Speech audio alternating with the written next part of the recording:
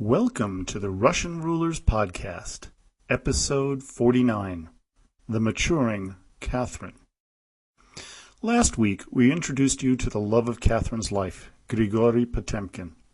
We also recounted the tragic death of Grand Duke Paul's wife, Natalia, during childbirth, and the introduction of his new wife, Sophia Dorothea of Württemberg.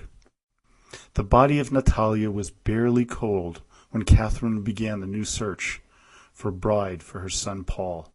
She needed a child from him to continue the line of the Romanovs, and in the back of her mind, an heir to bypass her growingly annoying son, the Grand Duke. Catherine again turns to her friend Frederick II of Prussia, who offers the princess Sophia, who was all of 16 years of age, and quite a beauty. Catherine says of the young girl in a letter to her friend, Madame de Bilky, quote, "I confess to you that I am infatuated with this charming princess, but literally infatuated. She is precisely what one would have wished, the figure of a nymph, a lily and rose complexion, the loveliest skin in the world, tall and well built. She is graceful. Sweetness, kindness, and innocence are reflected in her face." Quickly, the young woman was baptized into the Russian Orthodox religion with the name Maria Fyodorovna. The future Tsarina was overjoyed with things, even with the boorish Paul. She writes, "I swear by this letter to love and adore you all my life and to be always attached to you, and nothing in the world will make me change with respect to you. Those are the sentiments of your ever affectionate and faithful betrothed." A year away from burying Natalia, Paul and Maria were married. Catherine hoped that Paul would mature now and become ready to learn how to handle the affairs of state. Instead, much to her chagrin, he became obsessed with his Prussian heritage, his father's heritage. He began to order soldiers around, much like Peter III did when he was young. Paul had men beaten with a knout for the smallest infractions. He was mad with power, waiting for the day he would take over Russia from his hated mother. When he was Tsar, Russia would become Prussian, whether they liked it or not. Catherine, for her part, was deeply disappointed with her son, but not with her daughter-in-law Maria, as on December 12, 1777, Maria gave birth to a son, Alexander, who was to be Tsar one day, and the man who stopped Napoleon's advance into Russia 35 years later. Catherine, who had Paul painfully snatched from her side when she was born by Empress Elizabeth, does the same to the young couple, carrying Alexander off to raise and educate from that moment on. Over the years, Catherine would grow more and more enamored of the young boy because of his wit, intelligence, and devotion and love of his grandmother. More children would have followed through the years as Maria was a breeding machine. Next up was another boy who was named Constantine, after the city of Constantinople, which the Empress had her sights set on. In total, Maria gave birth to 10 children, 4 boys and 6 girls. 2 of the boys were to become Tsars, Alexander I and Nicholas I, with one girl, Catherine, becoming the Queen of Württemberg, and another, Anne, becoming the Queen of the Netherlands. These were also unusually healthy children, as only one died in childhood, Olga, and one who died as a teenager, Helen. All the rest reached adulthood. At the time of Alexander's birth, a crisis began over the succession of the crown to Bavaria. On one side was Frederick II of Prussia, and on the other, Joseph II of Austria. To Frederick, the Habsburgs of Austria were an affront to his dignity, as he once wrote, "Better eternal war than see Bavaria under the guardianship of the arrogant Habsburgs." Frederick, of course, courted Catherine, reminding her of her past, her daughter-in-law, on all that he had done for his Russian sister. Joseph II and his co-ruler, Maria Theresa, who detested Catherine, became very friendly in their correspondence with the Empress. Which side to choose? The Russians were on friendly terms with both the Habsburgs of Austria and the Hohenzollerns of Prussia. She wanted advice from her friend Voltaire, but he unfortunately died on May 30th, 1778. The Empress thought carefully about which side to choose, but she made her decision that the Austrians must give up their claim to the throne of Bavaria. Frederick was elated. Joseph was disappointed, but Maria Theresa was infuriated. On May 13th, 1779, the Treaty of Cession was signed by both parties. What happens from here, though, is strange, as the relationship between Russia and Austria improves despite the setback, and the Prussian relationship slides dramatically because of one person, Grand Duke Paul. Catherine became increasingly irritated with the Prussian support of Paul and his future regency, which the Empress thought was undermining her rule. Joseph, on the other hand, seized the opportunity and planned, much to the horror of his mother, Maria Theresa, to meet face to face with Catherine. The Tsarina was impressed. As she wrote to Potemkin, quote, "Little Father Prince, I think no living sovereign comes near him so far as merit, knowledge, and politeness are concerned. I am enchanted to have made his acquaintance."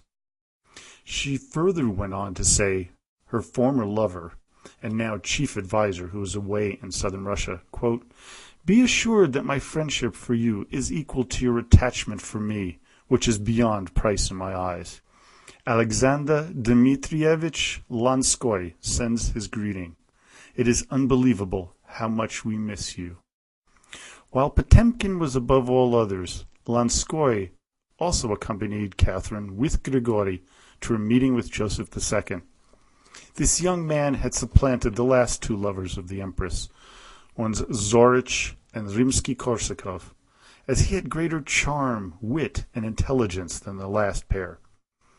Whomever was at her side, the developing of the political relationship with the Austrian king was most important to her and the court.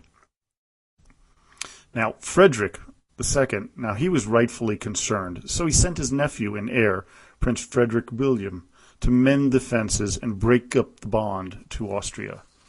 He could not have picked a worse person to cajole Catherine. The Empress found the prince to be cold, crude, boring, and obtuse. She wouldn't spend any time with the man, leaving that to Potemkin and Lanskoy. When he found that insulting, he turned to Grand Duke Paul, which, in Catherine's eyes, was the last straw.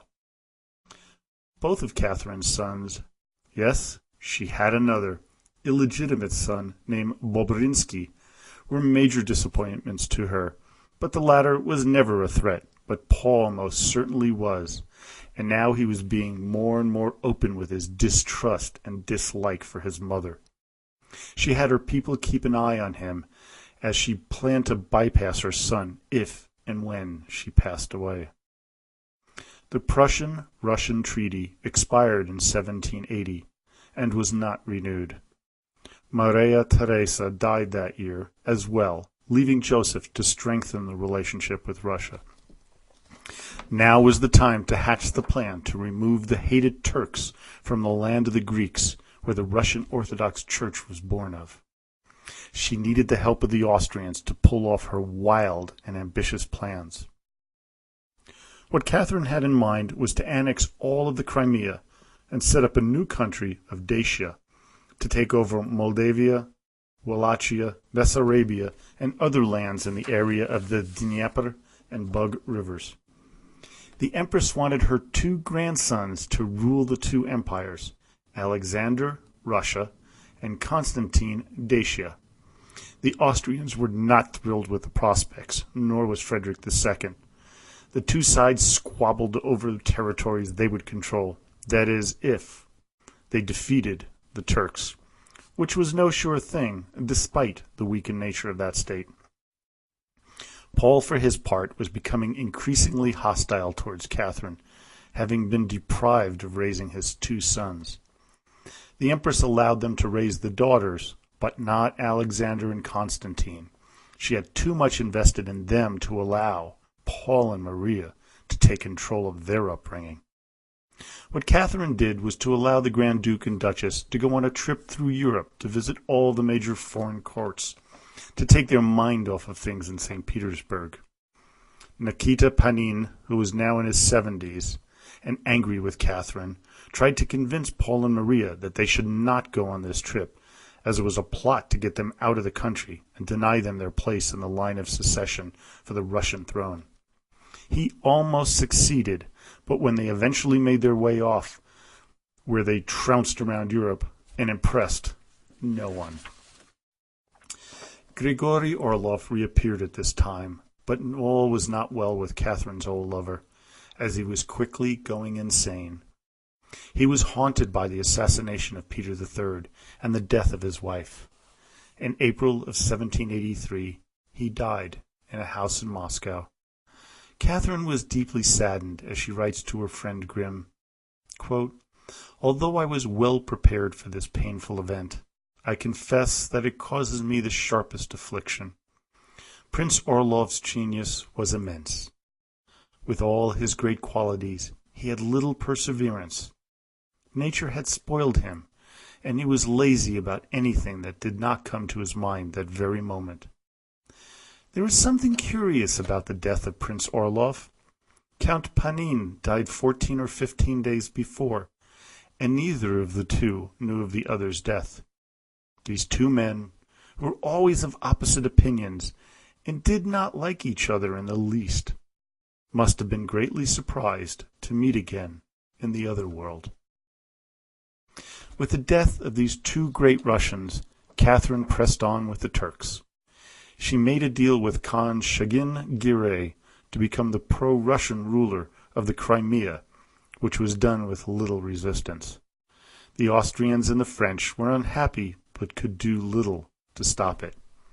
On July 21st, 1783, Russia controlled the Black and the Caspian Sea when the Empress proclaimed it through a manifesto announced that day. Peter the Great must have been smiling at that moment. Potemkin was to run that part of Russia, which he did with gusto, building many cities throughout the region until his death. Lanskoy was to die soon thereafter, on June 25, 1784, from diphtheria. Some accused Potemkin of having his rival poisoned, and there may be something to it. Still, Catherine was saddened, but moved on, as she was now 55 and ready to get on with her life. Potemkin was now made the Prince of Taurida to help build up what was now called White Russia. He was accused of diverting large sums of money into his own personal coffers, which was true. But despite disappointing Catherine terribly, he was able to keep his position, but not without a growing hatred of him from the people and the Empress's court. Catherine went on to take on Alexander Ermolov as a lover, but he didn't last long when she was introduced by Potemkin to one Alexander Mamonov. But a new man entered the fray, the French ambassador, Comte Louis-Philippe de Ségur, who was a mere 32. He was sent to the court of the Empress to improve the relations between the two countries, which Catherine was not opposed to. While Louis XV annoyed her, Louis XVI was someone she felt warm towards. In August of 1786, Frederick II died, leaving the country to his greatly disliked Frederick Wilhelm III. Now Catherine was ready to take aim at Constantinople and a further expansion of her realm without the opposition of Frederick the Great. Next week, we follow Empress Catherine on her journey to the Crimea, the death of her love Potemkin, and the end of her glorious and controversial reign as Tsarina and Empress of all Russia. Now for this week in Russian history for the week of May 15th through the 21st. In 1125, Vladimir Monomakh, the Russian prince, died. In 1157, Yuri Dolgoruki, the Russian prince, is murdered. In 1389, we have the birth of Dmitry Donskoy, Grand Prince of Muscovy. In 1725, the Order of St. Alexander Nevsky is instituted in Russia by Empress Catherine I. It would later be discontinued and then reinstated by the Soviet government in 1942 as the Order of Alexander Nevsky. In 1727, Empress Catherine I of Russia died. In 1864, Russia declares an end to the Russia-Circassian War, and many Circassians are forced into exile. The day is designated the Circassian Day of Mourning. In 1868, Tsar Nicholas II of Russia is born.